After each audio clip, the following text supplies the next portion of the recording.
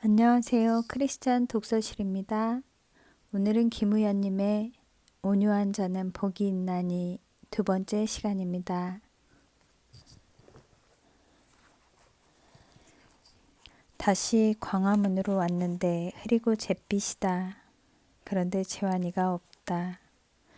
액자며 때 묻은 검은 배낭은 바닥에 그대로 있는데 녀석은 어디로 가고 없었다. 시를 쓰려고 골목길로 갔는가 하여 들어가 보았으나 역시 없다. 재환이가 보이지 않자 마음이 약간 우울해졌다. 강화문에 올 생각은 없었다. 홍익대에서 기독교 문화에 대한 특강이 있어 가려다가 시간이 남아 교보문고에 들렀다. 시집대를 보다가 문득 녀석이 생각났다. 월계수 나무에 이르러 봤더니 쓴 열매뿐이더라 라는 폴 엘류아르의 시를 읽는데 재환이 얼굴이 떠올랐다. 날이 무척 흐려서 장사를 하지 않을지도 모른다는 생각이 들긴 했다. 그런데 물건만 펼쳐놓고 녀석이 없었다. 다시 찾아갔으나 빈자리가 여전히 을씨년스러웠다. 마로니에 잎사귀 몇 개와 빈 담뱃갑 그리고 캔 커피 깡통이 빈자리를 지키고 있다. 이중섭의 은지화처럼 담배 은종이에 무언가를 꾹꾹 눌러 그린 그림이 있고 길바닥에 쓰다감한 시 노트가 펼쳐져 있다. 가을이 왔지만 즐겁지 않다. 이 한 구절에서 더 이상 나아가지 못하고 멈추어 있다. 노트를 집어 뒤적여 본다. 사랑은 날 가르치는 선생님이시라.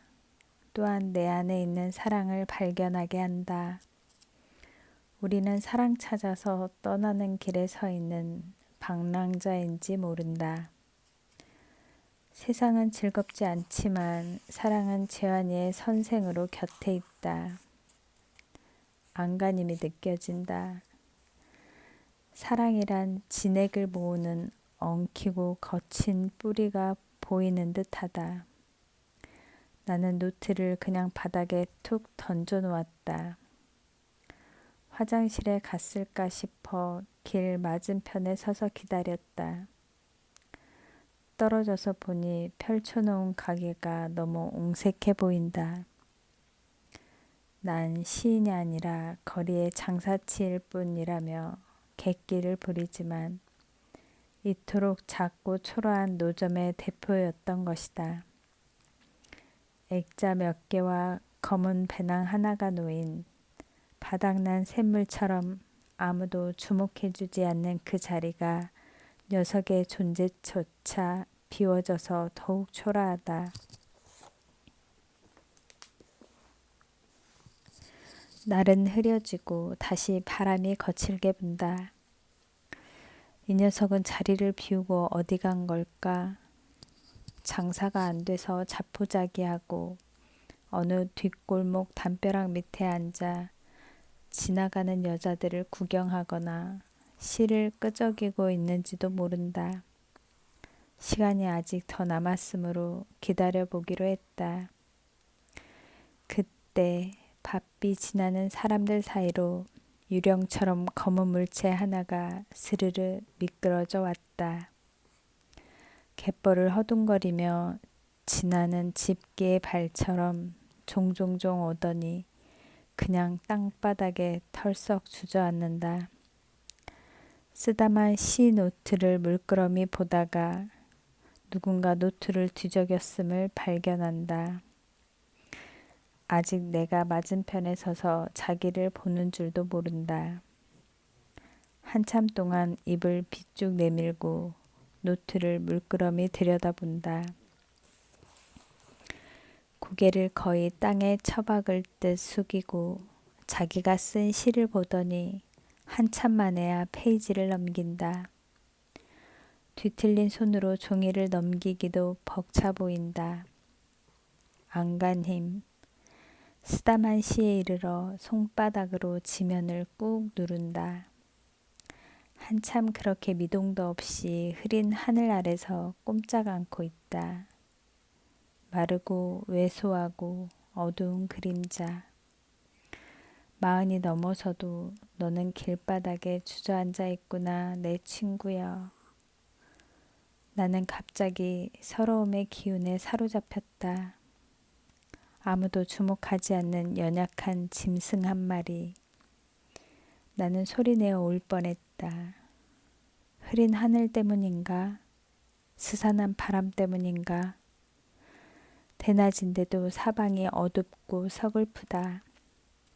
그때 갑자기 슬로 비디오처럼 고개를 든 재환이가 나를 알아보았다. 그토록 어둡고 서러워 보이던 몸짓에 힘이 쑥 들어가더니 나를 보고 씩 눈웃음을 한다.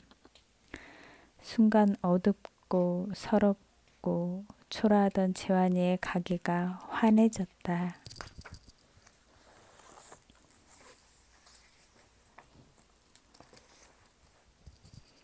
나다, 언제 올래? 재환이가 갑자기 전화를 했다. 지금 누구 만나고 있는데 내가 오늘 가기로 했니? 아니, 그래도 언제 올래?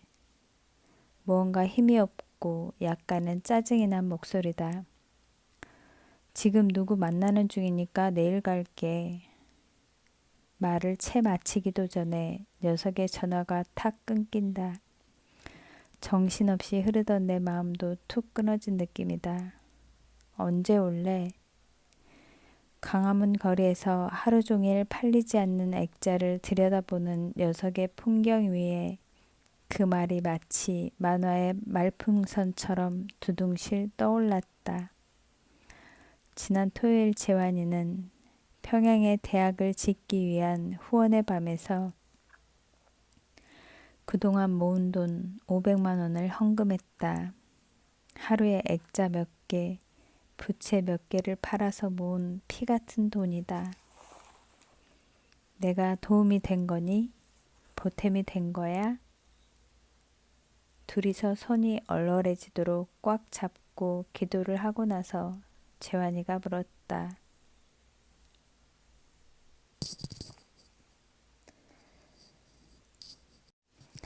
그걸 말이라고 하냐? 세상에 너처럼 가진 모든 것을 내놓은 사람도 드물 거다. 그렇게 말하면서 여전히 나 자신이 부끄러웠다. 재환이를 찍어서 3분짜리 영상을 만들어 후원의 밤 도중 상영했다. 어쩌면 처음 완성된 재환이의 영화일지도 모른다. 그 작은 것이 사람들의 마음을 흔들었다. 이렇게 큰 돈을 내고도 괜찮아? 그럼 내 꿈은 사랑이거든. 재환이는 자기 시 노트에 그렇게 썼다. 내 꿈은 사랑이다. 왜 장사를 하니? 내 꿈은 사랑이기 때문이지.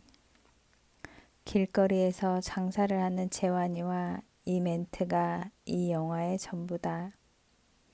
그런데도 어떤 규모 있고 큰 것보다 깊은 울림으로 퍼져갔다. 영상이 끝난 후 사회자의 소개를 따라 나는 재환이를 부둥켜 안고 무대에 올라갔다. 녀석은 나를 강하게 끌어안고 놓지 않고 있었다. 처음으로 많은 사람들의 주목을 받아보는 것이다. 그의 딱딱하고 굳은 손이 내 옆구리를 아프게 조여왔다. 하이에나처럼 거친 척 하더니 이토록 연약하고 부끄러워하는 짐승이었던 것이다. 서러움을 안다고 30이라는 즈음에 우리는 만났다. 나는 영화를 하기 위해 이리저리 휘청이며 돌아다녔다. 그 누구에게서도 배울 수 없었고 찍기조차 엄두가 나지 않았다. 하루 종일 보도블럭 틈새에 핀 풀들과 검은 비닐봉지, 담배꽁초만 찍은 적도 많았다. 무엇을 어찌해야 할지 몰랐다. 그때 재환이를 만난 것이다. 교회 앞에서 담배를 피우고 침으로 개미를 수영시키는 이상한 녀석에게 끌렸다. 녀석이 던진 꽁초 하나도 예술처럼 느껴졌다. 너의 꽁초는 정말 공허하고 외로운 풀꽃 같아 보여. 그려, 그게 바로 나야. 외로운 들풀. 입에서 터져나오는 엉뚱한 말조차 시처럼 느껴졌다. 재환에게는 라면 한 그릇이 개런티였다. 녀석을 그저 따라가며 찍어도 한 편의 영화 같았다. 야, 비디오란 말이 무슨 뜻인 줄 알아? 비디오 하면 에로비디오지 무슨 의미가 있냐? 키키. 비디오란 말은 라틴어인데 하나님을 보다라는 뜻이란다. 나도 얼마 전에 처음 알았다. 나는 비디오 아트 서적에서 읽은 것을 재환이에게 말했다. 뒤늦게 영화를 하겠노라 마음먹은 나는 극장에서 상영하는 그런 것을 생각하지 않았다. 어릴 적부터 가졌던 화가가 되는 꿈의 연장으로 그저 시적인 비디오를 생각했다. 와, 우리가 찍는 이 영화가 하나님을 보는 거냐? 정말 하나님을 보면 참 좋겠다. 재환이나 아이처럼 내 말 하나하나에 큰 반응과 화답을 했다. 돌아보면 나는 재환이를 크게 의지하고 있었다.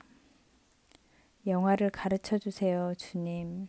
제 영화 선생이 되어 주세요. 처음 중국 비디오 카메라를 구입했을 때 나는 기도했다. 얼마나 영화의 조예가 깊으시면 주의 영화로움을 보라고 했겠어요. 그러니 주님, 영화로움, 영화를 한다는 것의 진정성을 가르쳐 주세요. 나는 농담처럼 까불며 주님께 기도했다. 내 형제 중에 지극히 작은 자 하나에게 한 것이 곧 내게 한 것이니라. 그런데 다음날 아침 성경을 읽다가 우연히 이 말씀을 발견하였다. 서울 변두리 반 지하방에 유난히 아침 햇살이 강하게 스미던 시간에 그 구절을 읽었다. 이것이 진정한 영화를 하는 것이구나. 지극히 작은 자 하나. 그들 안에 계신 주님을 카메라로 발견하라는 것이다. 담아내라는 것이다. 그날 정말 나는 주님께 영화를 배웠다. 그리고 세상의 변방을 쏘다니며 지극히 작은 자 하나를 찾아다녔다. 이 여정에서 내 안에 도무지 지워지지 않을 것 같던 허기와 허무가 점점 사라졌다. 참 신기한 일이었다. 단지 말씀 한 구절이 내 안에 들어왔을 뿐인데 그것이 거대한 바위처럼 내 영혼을 잠식했던 어둠을 서서히 밀어내었다. 재환이 같은 친구들, 거리를 떠도는 노숙자나 파지 줍는 노인 같은 이들을 친구로 삼고 촬영하는 나를 주변에서는 독특한 사람이라 하였다. 소외된 이들을 섬기고 남들과 다른 풍경을 가진 진실한 사람이라고 하는 이들도 있었다. 어쩌면 나 스스로도 은근히 그렇다 치부하였는지 모른다. 그러나 솔직히 고백하건대 내가 그들에게 기대어 살아온 것이다. 지환이야, 나는 공생하는 어떤 벌레 같은 풍경을 가지고 있었다. 나조차 어디로 갈 데가 없을 때 늘 광화문에 가면 친구를 만날 수 있었다. 그저 허허로운 시간을 때워줄 친구가 거기 있었던 것이다. 나 떨고 있니? 후원의 밤 무대에 오른 재환이가 벌벌 떨며 물었다. 네가 무슨 최민수냐? 아무 걱정 말고 나만 붙들고 있어. 내가 말할 테니까. 그랬더니 정말 나만 꼭 붙잡고 있다. 그저 희죽이며 어쩌지 못하고 엄마에게 매달린 아이처럼 손을 놓지 않으려 안간힘이다. 무슨 영화제의 레드카펫을 밟는 것도 아닌데. 내 꿈은 사랑이다 라는 작은 영상은 다른 어떤 메시지나 보고서보다 청중들을 사로잡았다. 내가 대표로 짧은 소감을 말하게 됐다. 재환이 때문에 약간 휘청거리며 청중들에게 말했다. 오늘 제 친구 재환이 앞에서 너무나 부끄럽습니다.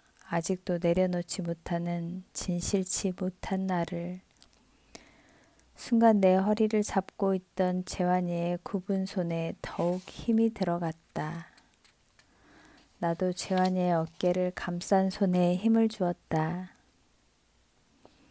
한 가난한 과부는 와서 두 렙돈 곧 한 고드란트를 넣는지라 예수께서 제자들을 불러다가 이르시되 내가 진실로 너희에게 이르노니 이 가난한 과부는 헌금함에 넣는 모든 사람보다 많이 넣었도다. 그들은 다 풍족한 중에 넣었거니와 이 과부는 그 가난한 중에서 자기의 모든 소유 곧 생활비 전부를 넣었느니라 하시니라. 이것이 하늘의 진실이다. 후원의 밤에는 유명한 크리스천 기업가들과 각계의 리더들이 모여 있었다. 그러나 두 렙돈을 연보한 과부처럼 자신의 모든 것을 내놓은 내 친구는 너무나 부끄러워 나를 꼭 잡고 있다. 말을 다 못하고 내 눈에 눈물이 맺혔다. 밖으로 나오며 재환이가 소리쳤다. 또 500을 모아야지. 그 돈으로 뭐 하려고.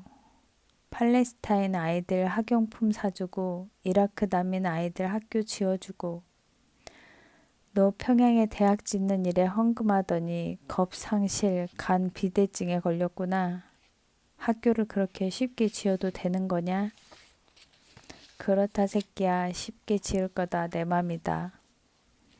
그토록 떨던 녀석이 다시 거친 들짐승으로 변해 있었다. 그 모습이 제법 유쾌하다. 나 또한 속이 후련하고 기분이 상쾌하였다. 역시 우리는 뒷골목으로 나가야 바깥 바람을 쐬어야만 자유로워지는 짐승들인가 보다. 언제 올래? 여전히 재환이의 거리는 쓸쓸하다. 다 내어준 그 공간에 허전함과 어둠이 채워진 것은 아닌가. 내일 갈게. 재환이는 몇 편의 시를 더 썼을 것이다. 내일 광화문으로 갈 거다. 내 친구를 보러.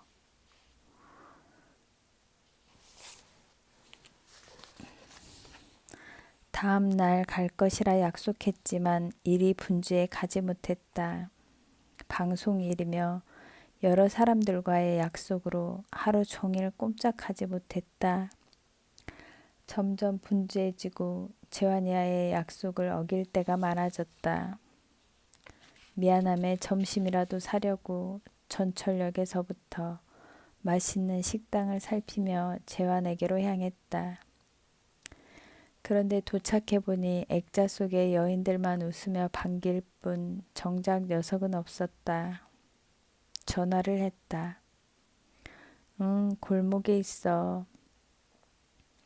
골목으로 들어가니 시멘트 바닥에 쭈그리고 앉아 무언가를 들여다보고 있다. 시 쓰는 거야? 아니, 이놈을 보고 있다. 무언가 했더니 눈에도 잘 보이지 않는 작은 풀꽃이었다. 나는 카메라를 꺼내어 줌으로 그것을 잡아당겼다. 와, 이 작은 꽃도 줌업하니까 참 아름답고 영롱한 자태가 있네. 어떻게 이 작은 꽃에 이처럼 다양하고 영롱한 디자인과 색깔이 들어있을 수 있는가? 우리 아버지는 얼마나 기가 막히신 창조주이신가? 감격하여 계속 촬영하고 있었다. 따르릉 따르릉 비껴나세요. 자전거가 나갑니다. 길을 비껴요. 그때 광화문 김치찌개집 쪽에서 창희영이 자전거를 타고 달려왔다. 영감, 애들처럼 그런 노래만 부르고 다닐 거야? 재환이가 심통을 부린다. 그래, 나는 어린애다. 왜, 뭐 보태준 거 있냐? 네 맘대로 그렇게 살다가 죽어라. 둘은 만나면 늘 툭탁거리는 천적 사이다. 창희영은 재환이의 말에 전혀 상처받지 않는 독특한 은사를 가지고 있다. 자전거를 한 모퉁이에 세우고 하모니카를 꺼내더니 그냥 바닥에 앉아버린다. 그리고 알 수 없는 곡을 연신 불어댄다. 참 속편한 사람이다. 하모니카 강씨 신청곡 하나요? 방금 전까지 다투더니 금세 곡을 청한다. 손님 무얼 해드릴까요? 말씀만 하세요. 우리에게 어울리는 들장미 부탁해요. 아주 만담을 하고 있다. 창희영이 자기만의 색깔로 가곡 들장미를 구성지게 뽑는다. 뽕짝뽕짝 간드러진 기교까지 넣으며 불어댄다. 눈을 지그시 감고 듣기만 하던 재환이가 작은 뿔꽃을 다시 가만히 건드린다. 나는 그 장면들을 카메라에 담았다. 이것만으로도 한 편의 시적 비디오가 완성되는 순간이다. 창희영은 재환이의 소개로 만났다. 형은 광화문 외곽 적선동 지하방에 홀로 살며 뻥튀기나 호박엿, 자전거에 다는 싸구려 플래시 같은 것들을 판다. 그러나 본업은 하모니카 불기와 레고 만들기, 여행이라고 우긴다. 아참, 낡은 녹음기로 거리의 소리를 녹음하는 것도 있다. 그게 내 특기지. 언젠가 형 집에 갔을 때 자기의 특기를 쭉 나열하더니 구석에서 무려 400개가 넘는 카세트 테이프를 꺼내 보여주었다. 이런 걸 형이 다 녹음한 거야? 카세트 앞에는 해운대의 파도 소리, 신림동 전철 소리, 비 오는 소리, 강아지 소리 같은 제목들이 붙어 있었다. 광주 가는 기차 소리는 몇 시간 동안 그냥 기차 소리만 들리는 것이다. 처음부터 테이프가 끝날 때까지 거의 동일한 소리가 들린다. 이건 새벽 소나기 소리인데 아무도 없는 새벽에 나가서 녹음했지. 역시 처음부터 끝까지 거칠게 소나기가 쏟아지는 소리뿐이다. 가끔 천둥 소리, 번개치는 소리가 섞여 있다. 듣기만 해도 시원해지는 그 소리를 광화문 모퉁이 가로등불 아래 앉아 녹음하고 있는 창희영이 떠올랐다. 왜 이런 걸 녹음하는 거야? 재미있잖아. 정말 이런 게 재미있을까? 나도 한번 해보고 싶다는 생각이 들었다. 그 중에서 가장 인상 깊은 것은 바람에 비닐 흔들리는 소리였다.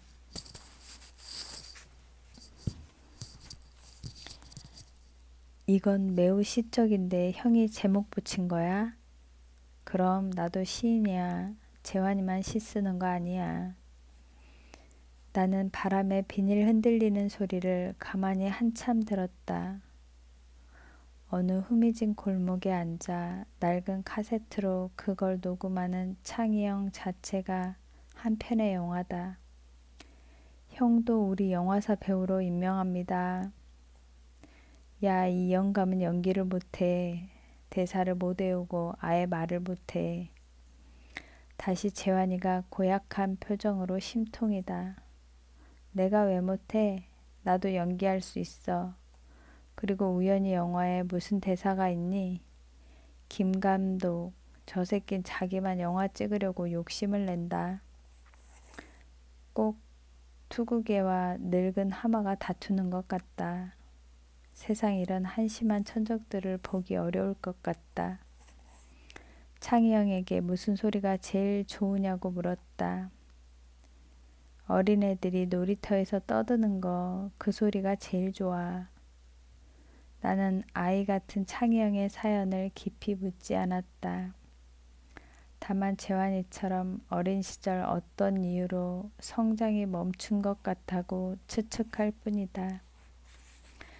가족들이 있는 것으로 알지만 무슨 사연인지 50이 넘은 나이에 혼자 산다.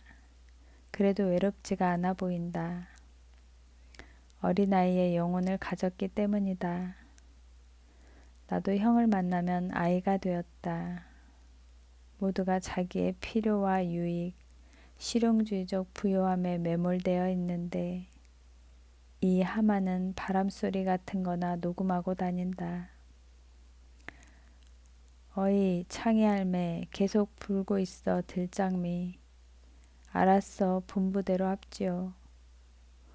창희 형의 하모니카는 정겹다. 단순해도 가슴을 울린다. 재환이가 그 소리에 맞춰 흐느적 춤을 춘다. 한적한 뒷골목이 일순 댄스홀로 바뀌었다. 형은 하모니카만이 아니라 키보드도 잘 연주한다. 언젠가 형의 지하방에서 10,000원도 안 될 것 같은 싸구려 키보드를 발견했다. 형, 이것도 연주할 수 있어? 그럼 어릴 적 교회에 몰래 들어가 피아노를 치고 놀았지. 그날 나는 니니로서의 밤하늘의 트럼펫을 처음 들었다. 키보드를 치는데도 마치 트럼펫 소리처럼 울리는 연주를 따라 우주로 높이 높이 올라가 요영하는 듯 했다. 이 형 참 잘하지? 웬일로 재환이가 창희 형을 칭찬했다. 단순하고도 심금을 울리는 형의 연주를 듣는 것이 참 감사했다. 재환이가 키보드를 이어받아 그저 손가락이 움직이는 대로 마구 눌렀다. 와 정씨 그냥 하는 것 같은데 아주 독특한데. 별명을 니코틴정에서 재즈정으로 바꿔도 되겠어. 그러냐? 나도 어릴 적부터 아무도 없는 교회에서 피아노 누르는 게 취미였지. 이 둘은 천적이면서 공통점이 많다. 이후 우리는 아는 맹인 목사님의 빈 교회에서 자주 만났다. 재환이가 뒤틀린 손으로 낡은 피아노 건반을 꾹꾹 누르면 아주 독특한 재즈가 되었다. 처음 작곡되고 연주되는 곡을 따라 창희 형은 하모니카를 불었다. 나는 그 장면들을 가만히 작은 카메라에 담았다. 웬 아이가 보았네 들에 핀 장미와 갓 피어난 어여쁜 그 향기에 탐나서 정신없이 보내 장미화야 장미화 들에 핀 장미화. 창희 형이 들장미를 계속 연주하고 나는 중학교 때나 불러본 노래를 가물한 기억을 살려 흥얼거린다. 벽에 기대선 내 발에 작은 돌 하나가 꼭 밟힌다. 이 조약돌 하나에도 지닌 뜻이 있을 터다. 골목길은 오늘따라 한적하고 우리들의 이 풍경을 저 하늘만 보고 있으리라. 문득 은하수 저편 아무도 눈치채지 못한 유성들의 두런거림이 들리는 듯하다. 우리들의 이 웃기고 하잘것없는 영화를 주님이 관람하시면 참 좋겠다. 그런 생각이 들었다. 재환이가 그 작은 꽃을 가만히 들여다보다가 땅바닥에 무언가를 끄적이고 있다. 다가가 보니 여름 땡볕에 매직으로 꾹꾹 눌러 쓴 단가 같은 한 줄 시가 풀꽃 옆에 누워 있었다. 아무도 너의 꿈을 모르는구나.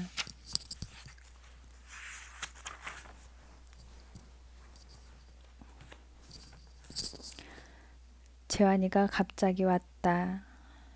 장사도 안 되고 노트 가져왔다야. 녀석이 소리치며 들어와 소파에 털썩 앉는다. 몸을 제대로 가누지 못하는 재환이의 털썩 주저앉는 소리가 흐린 하늘만치나 애달다. 시를 가져왔는데 시가 말랐어. 거의 바람과 때에 전 노트를 연다. 전에 보았던 시들이다. 그대는 누구인가 아무도 알 수 없는 듯이 나의 그대는 어디에 있는가 어디에 있든지 후일 내가 가서 만나봐야겠다. 이 시가 내 마음에 부딪힌다. 30이 넘어 겨우 한글의 기초를 익힌 재환이는 철자나 띄어쓰기가 엉망이다.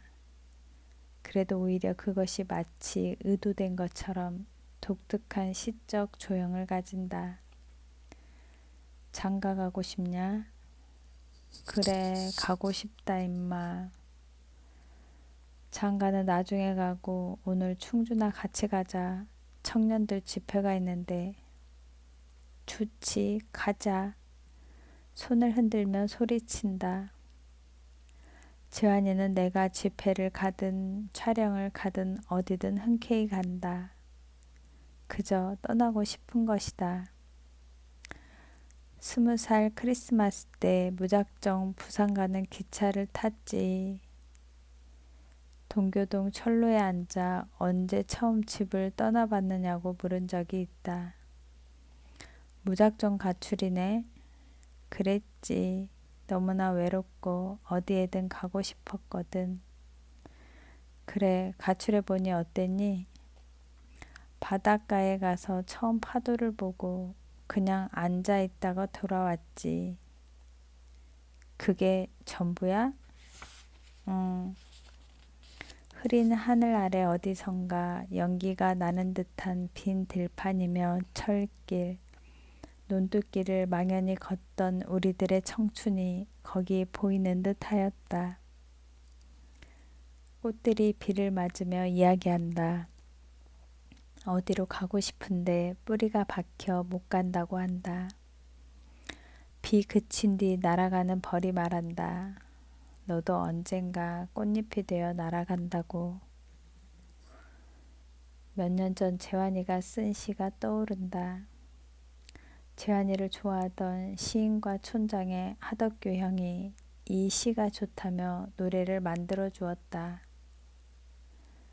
재환이가 먹고 살도록 거리에서 팔도록 해달라며 버드나무의 동생 도연이와 함께 음반을 내주었다. 그리고 친구들과 함께 작은 콘서트도 열었다. 미어 터질 듯이 사람들이 몰려와 재환이와 창희 형의 이야기를 담은 노래들로 함께 기쁨을 누렸다. 자기가 끄적인 시들이 노래로 만들어져 불리는 것에 재환이는 흥분했다. 그저 낙서처럼 지렁이 글자를 새긴 것인데 그것이 노래가 된 것이다. 그 후부터는 시집을 내달라고 조르기도 했다.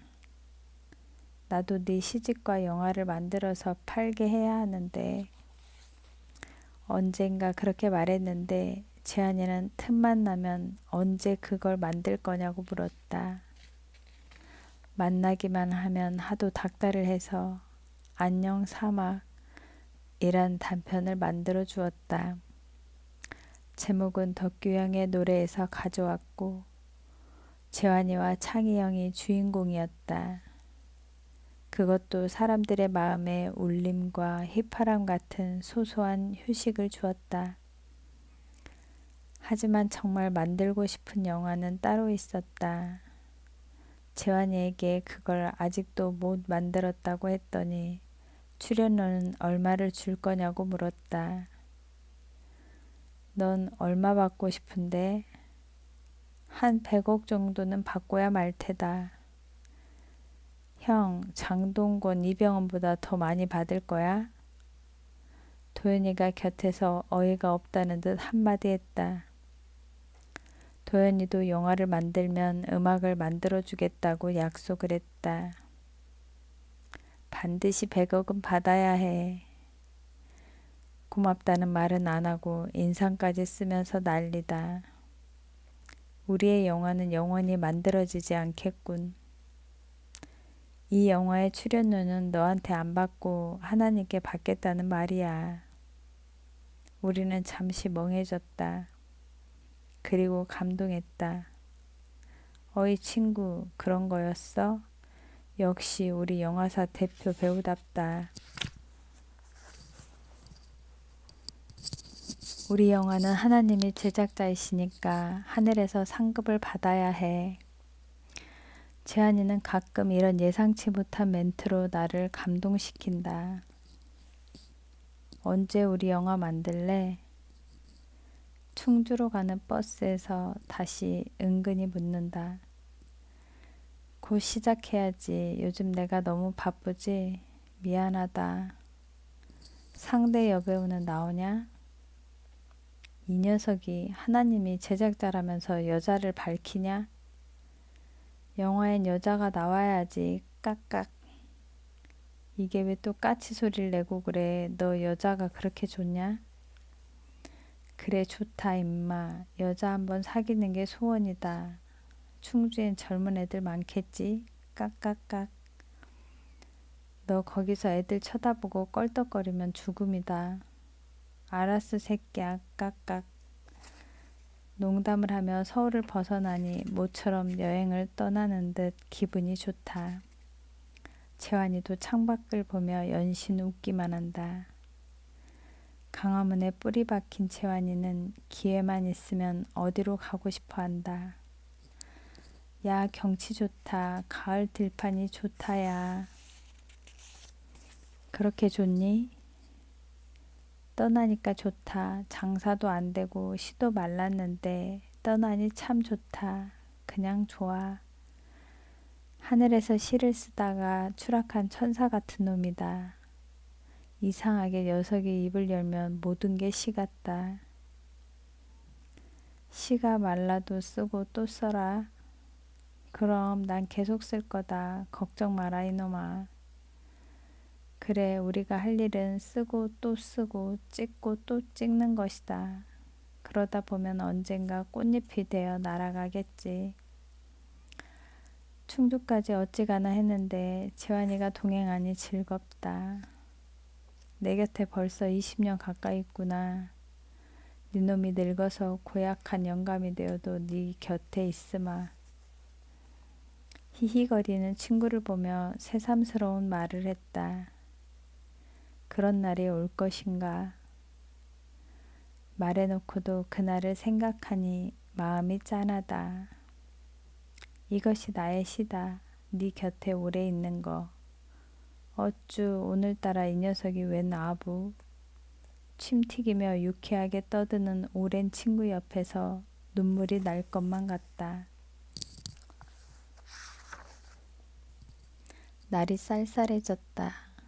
못 보던 새들이 나뭇가지에서 마구 울어댄다. 재한이가 보았다면 야 이 녀석들아 그만 울어라. 나도 니들처럼 울고 싶잖아. 라며 시 같은 멘트를 날렸을 텐데. 그때 전화벨이 울렸다. 재환이다. 양반되기 힘들겠구나. 조금 있다가 갈게. 그래라 추워서 장사가 안 되냐? 아니 그냥. 점심시간 지나서 재환이가 왔다. 컵라면 먹을래? 그래 국물까지 싸그리 다 먹어 치울 테다. 그런 헛된 맹세는 자주 하지 마라. 속만 버린다. 아냐 오늘은 다 먹어 치울 거야. 무언가 허기진 일이 있나 보다. 재환이가 쓸데없는 맹세를 지키려 애쓰는 동안 나는 글을 썼다. 가난한 자를 책과 영상으로 내고 간증집회 등으로 분주해지고 글을 많이 쓰게 됐다. 가족들과 재환이 외에는 말도 잘 안 하던 내가 간증이라니. 거리를 떠돌며 세상에 버려진 것들을 촬영하던 내가 방송에서 다큐멘터리를 만들고 생각지도 않은 작가가 된 것이다. 재환이도 사무실 바닥에 쭈그리고 앉아 무언가를 쓴다. 세상이 알아주지 않아도 쉼없이 쓰고 또 쓴다. 거의 바닥에 붙어 웅크리고 글을 쓰는 모습이 번개 맞아 쓰러진 고목을 갉아내는 사슴벌레 같다. 썩은 통나무 속에 3, 4년쯤 작아진 허물을 벗고 벗으며 딱딱한 나무 속을 먹고 또 먹으며 자연의 공장의 일꾼으로 오늘도 할렐루야. 아무도 알아주지 않아도 할렐루야. 내 할 일을 모두 다 하는구나. 우리 아버지처럼. 덕규형을 통해 만난 최성규 형의 노래 사슴벌레가 생각났다. 시인과 촌장의 푸른 애벌레의 꿈과 함께 이 노래는 내게 큰 영향을 주었다. 그렇게 살고 싶었다. 아무도 알아주지 않아도 썩은 통나무 하나를 갈고 갈가서 창조의 공장, 자유의 공장의 일꾼으로 살아가는 사슴벌레가 되고 싶었다. 그 중에서도 나는 유독 우리 아버지처럼이라는 가사를 좋아했다. 예수께서 그들에게 이르시되 내 아버지께서 이제까지 일하시니 나도 일한다 하시매 우리 아버지는 쉬지 않고 일하신다. 그 사랑 때문에 그 긍휼 때문에 나도 아버지의 공장에서 열심히 일하는 일꾼이 되고 싶었다. 아무도 알아주지 않아도. 재환이는 누가 요구하지 않아도 쉬지 않고 시를 쓴다. 짧은 것 하나 완성하는데도 엄청난 힘과 공이 들어야 한다. 오, 자태가 처절한 무명신일세. 시가 아니야 임마. 그냥 나오는 대로 써대는 거지. 나도 다시 용기를 내어 글을 조금 썼다. 갈수록 글쓰기가 쉽지 않다. 영화를 만들자던 약속도 지키지 못하고 있다. 가고 가도 망설여지는 길이지만 그래도 가야 한다. 그게 내 할 일이다. 바닥에 웅크리고 시를 쓰는 친구를 보니 나도 모르게 힘이 들어간다. 야, 점심 차려줘서 고맙다. 컵라면 하나에 만족한 재환이가 책상을 부딪히며 거칠게 다가온다. 손과 사과 박스를 찢은 종이가 들려있다. 아침에 에스겔서를 읽는데 이런 말씀이 떠오르더라고.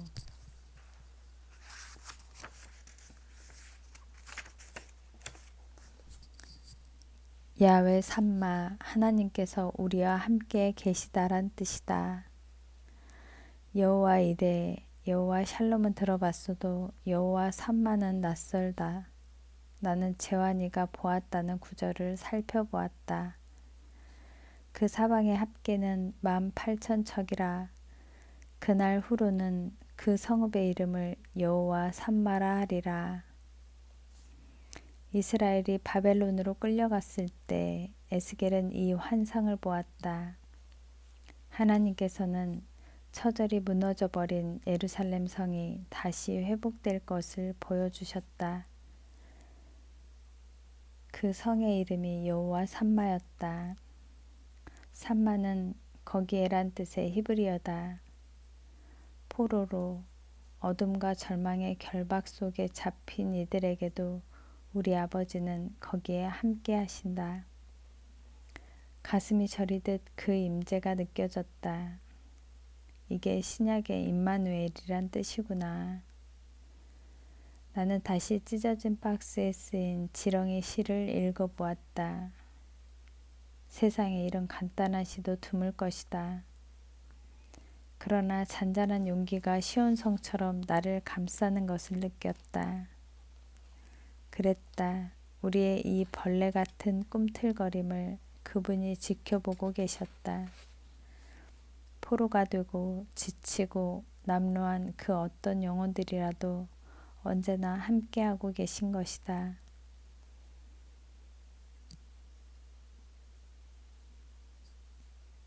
그분의 얼굴을 구하고 예수님의 이름을 부르기만 하면 우리 아버지가 되어주신다.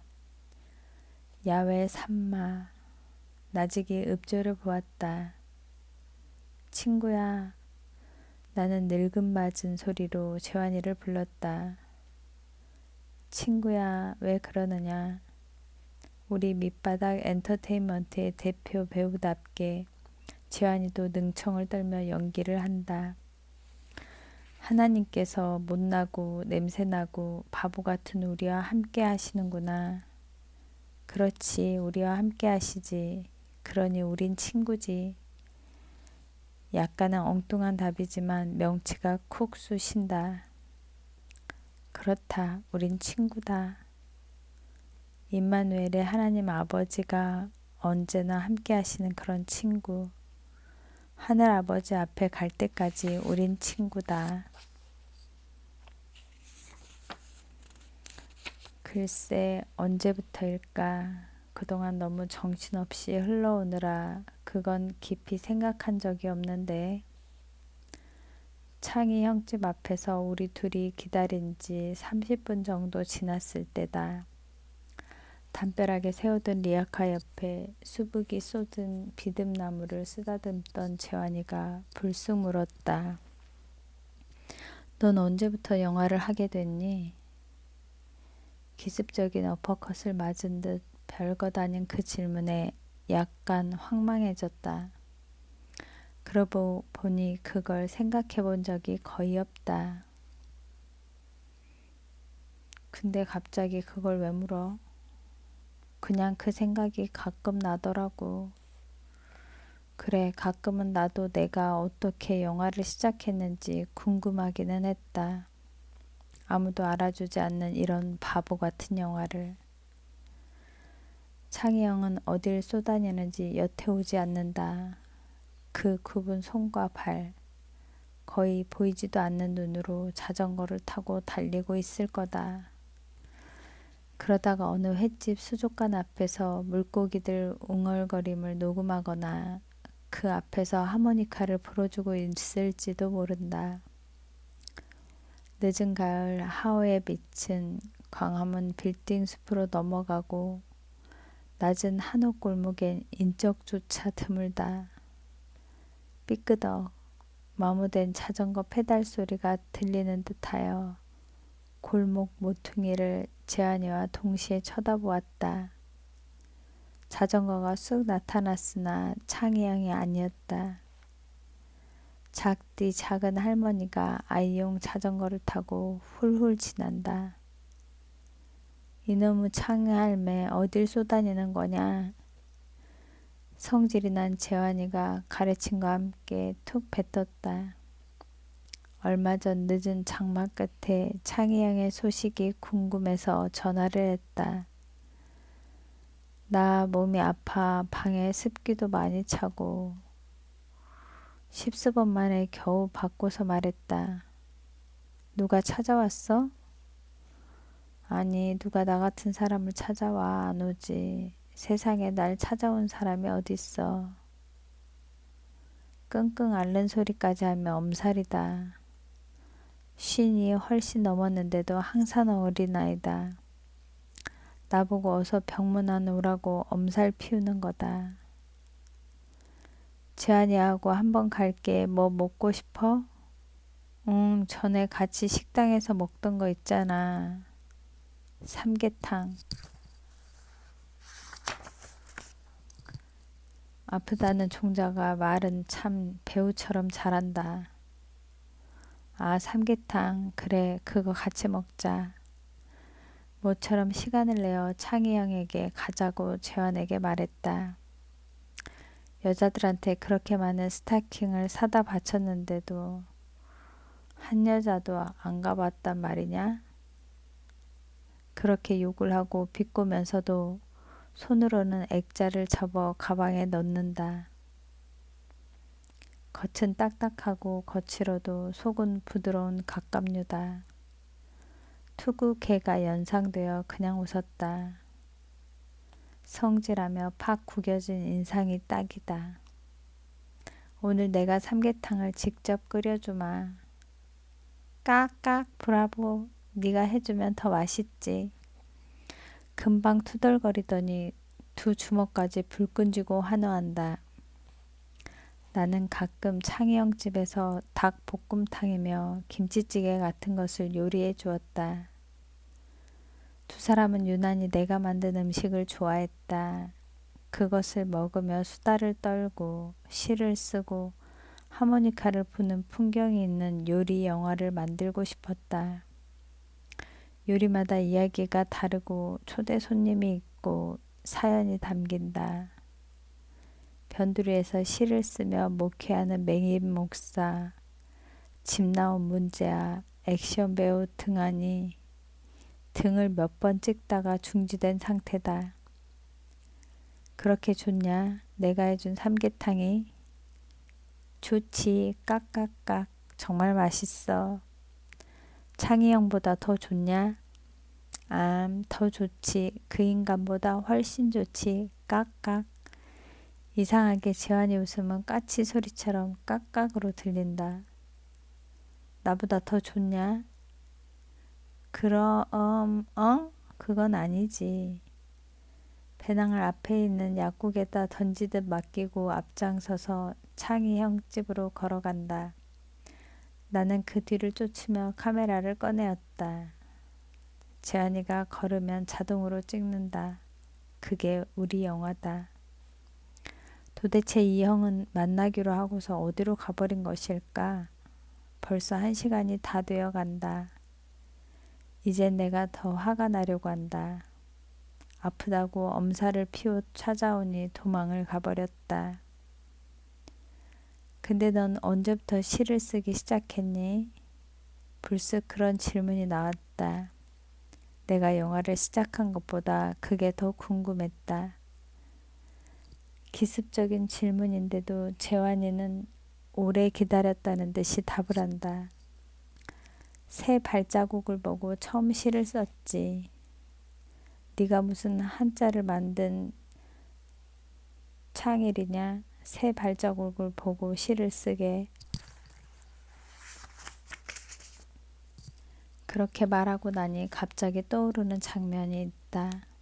며칠째 눈이 내리던 어느 겨울날 나는 재환이를 찾아갔었다. 경희궁 공원 부근에서 기다리고 있는데 하얀 눈 위로 검정 잠바를 휘감고 걸어오고 있었다. 마치 까치 같구나. 그러냐? 내가 좋은 소식을 전해주는 사람이냐? 깍깍깍. 그때부터 재환이 웃음은 그렇게 들렸다. 아니 그렇게 울어대는 것 같았다. 그런 착한 사람이 언젠가는 될 거다. 네가 어른이 되면 더 성숙해지면 착한 일을 많이 할 거야.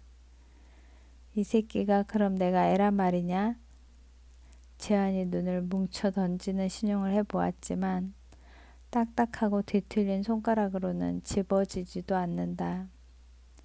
야 이것 봐라. 마치 시 같지 않니? 눈 위로 선명한 새 발자국들이 기묘하게 나 있었다. 그러고 보니 정말 여기저기에서 시처럼 독특한 느낌을 자아내고 있었다. 나도 시를 쓰고 싶다. 재환이는 그렇게 말했다. 써라. 누가 말리냐. 그냥 쓰면 되잖아. 나도 누가 시키지 않아도 영화를 만들잖아. 그렇지. 그냥 쓰면 되지. 아무도 말릴 사람이 없지. 재환이가 다시 주먹을 쥐고 깍깍거렸다. 그러더니 나무 막대기를 주워 새 발자국 옆에다 무언가를 쓰기 시작했다. 가을도 가고 없다. 겨울이 왔다. 이것이 재환이의 첫 시다. 와, 일본의 하이쿠 같은 느낌이 나네. 멋지다. 정말이냐? 나 재능이 있는 거냐? 그래, 계속 써봐라. 단순하고 짧은 시를 눈이든 땅이든. 그때는 그저 한 번의 낙서 정도로 생각했다. 그런데 그 후부터 정말 무언가를 쓰기 시작했다. 시를 배운 적도 없고 학교조차 다니지 않은 재환이가 보도블럭이며 담벼락, 버려진 박스 등에다 가리지 않고 마구 써댔다. 심지어 쓸 것이 없으면 입으로 시를 썼다. 이건 예수님의 십자가에서 흘리신 보혈이 번진 거야. 우릴 위해서 이렇게 진한 피를 흘려주셨지. 공사를 위해 막아놓은 철판에 붉은 녹이 거칠게 쓸어있는 것을 보며 말했다. 그러고 보니 마치 보혈처럼 느껴졌다. 이건 왕따 당한 별이 절망해서 하늘에서 떨어진 거야. 그 위에 무화과가 피었네. 왠지 구슬퍼 보이지 않니? 바람이 다 빠져버려진 백옥공 위에 피어난 풀을 보고 재환이가 말했다. 그냥 툭툭 던지는 것 같은데 이상하게 폼이 났다. 그의 어눌한 말이 오히려 떨림과 격으로 느껴졌다. 어느 순간 재환이는 그렇게 시를 쓰고 있었다. 감사합니다.